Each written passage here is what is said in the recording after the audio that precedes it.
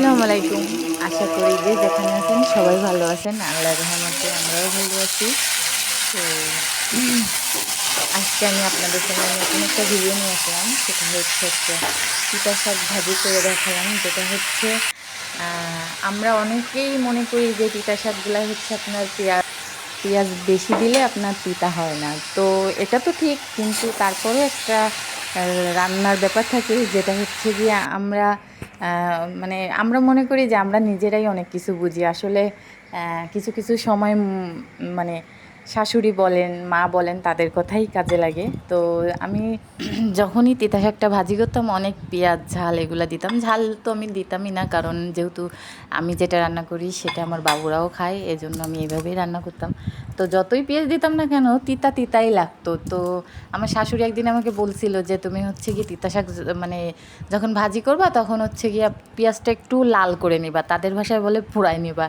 তো আমি এরকম করে আগে একবার রান্না করে দেখছি, আর আজকে রান্না করছি। তো আপনাকে কি বলবো, মানে তিতা তো লাগলোই না, আর খেতে অনেক টেস্ট লাগে।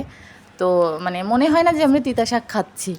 তো হ্যাঁ, আমি তো মানে রান্না শেষে আমি নিজেই উম, খেতে বসে গেলাম, কারণ বাবুর বাবা আসতে অনেক দেরি হবে।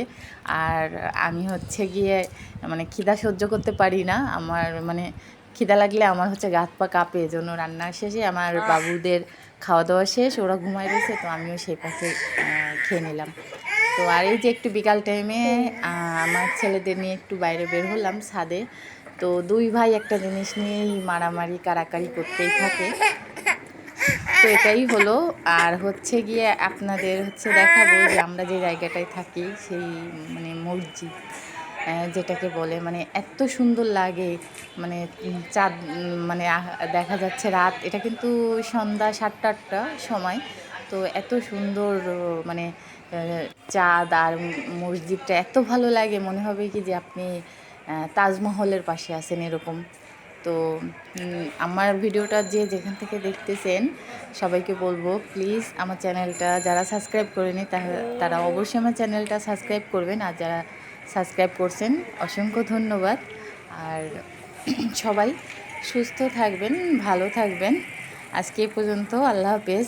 আবার নতুন কোনো ভিডিও নিয়ে আপনাদের সামনে হাজির হব আমি।